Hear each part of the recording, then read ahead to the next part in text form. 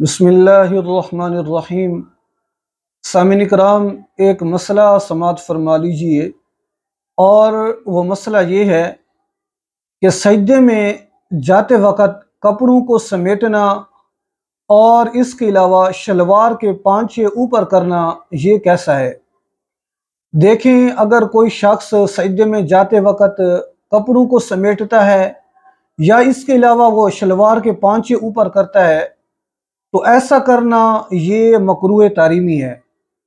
और मकरूह तारीमी का मतलब ये है कि इससे नमाज नाकिस और ऐबदार हो जाती है।